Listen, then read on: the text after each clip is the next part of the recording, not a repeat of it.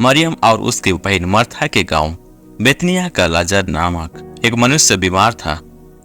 यह वही मरियम थी जिसने प्रभु पर इत्र डालकर उसके पांव को अपने बालों से पोंछा था।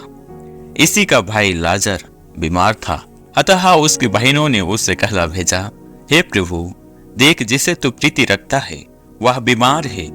यह सुनकर यीशु ने कहा, यह बीमारी मृत्यु की नहीं परंतु परमेश्वर की महिमा के लिए है, कि उसके द्वारा परमेश्वर के पुत्र की महिमा हो। यीशु मर्था और उसकी बहन और लाजर से प्रेम रखता था। फिर भी जब उसने सुना कि वह बीमार है तो जिस स्थान पर वह था वहां 2 दिन और ठहर गया। इसके बाद उसने चेलों से कहा, आओ हम फिर यहूदिया को चले।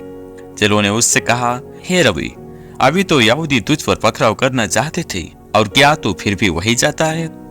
यीशु ने उत्तर दिया, क्या दिन के 12 घंटे नहीं होते? यदि कोई दिन में चले तो ठोकर नहीं खाता, क्योंकि इस जगत का उजाला दिखता है, परंतु यदि कोई रात में चले तो ठोकर खाता है, क्योंकि उसमें प्रकाश नहीं। उसने ये बातें कही और इसके बाद उनसे कहने लगा, हमारा मित्र लाजर सो गया है, परंतु मैं उसे जगाने चाहता हूँ। तब चेलों ने उससे कहा, हे प्रभु, यदि वह सो गया है तो स्वस्थ हो जाएगा। यीशु ने तो उसकी मृत्यु के विषय में कहा था, परंतु वे समझे कि उसने नींद से सो जाने के विषय में कहा। तब यीशु ने अपने चेलों से साफ कह दिया, लाजर मर गया है और मैं तुम्हारे कारण आनंदित हूँ कि मैं वहां ना था, जिसे तुम विश्वास करो, परंतु आप आओ, हम उसके पास चलें। तब थोमा ने, जो दिदुमुस कहलाता है, अपने साथी चेलों से कहा, आओ हम भी उसके साथ मरने को चले। वहां पहुंचने पर यीशु को यह मालूम हुआ कि लाजर को कब्र में रखे 4 दिन हो चुके हैं। बेतनिया यरूशलेम के समीप कोई 2 मील की दूरी पर था। बहुत से यहूदी मार्था और मरियम के पास उनके भाई की मृत्यु पर शांति देने के लिए आए थे। जब मार्था ने यीशु के आने का समाचार सुना तो उससे भेंट करने को गई, परंतु मरियम घर में बैठी रही। मार्था ने यीशु से कहा, हे प्रभु, यदि तू यहाँ होता तो मेरा भाई कदापि ना मरता। और अब भी मैं जानती हूँ कि जो कुछ तू परमेश्वर से मांगेगा परमेश्वर तुझे देगा। यीशु ने मार्था से कहा, तेरा भाई फिर जी उठेगा। मार्था ने उससे कहा, मैं जानती हूँ कि अंतिम दिन में पुनरुत्थान के समय वह जी उठेगा। यीशु ने उससे कहा, पुनरुत्थान और जीवन मैं ही हूँ। जो कोई मुझ पर विश्वास करता है वह यदि मर भी जाए तो भी जिएगा, और जो कोई जीवित है और मुझ पर विश्वास करता है वह अनंत काल तक ना मरेगा। क्या तू इस बात पर विश्वास करती है? उसने यीशु से कहा, हाँ हे प्रभु, मैं विश्वास करती हूँ कि परमेश्वर का पुत्र मसीह जो जगत में आने वाला था वह तू ही है। यह कहकर वह चली गई और अपनी बहन मरियम को बुलाकर चुपके से कहा, गुरु यही है और तुझे बुलाता है। यह सुनते ही वह तुरंत उठकर उसके पास आई।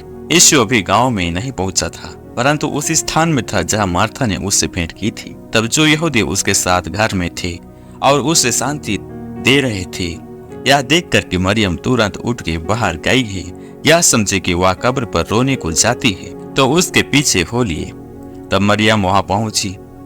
जब मरियम वहां पहुंची जहां यीशु था तो उसे देखते ही उसके पांव पर गिर पड़ी और कहा, हे प्रभु, यदि तू यहाँ होता तो मेरा भाई ना मरता।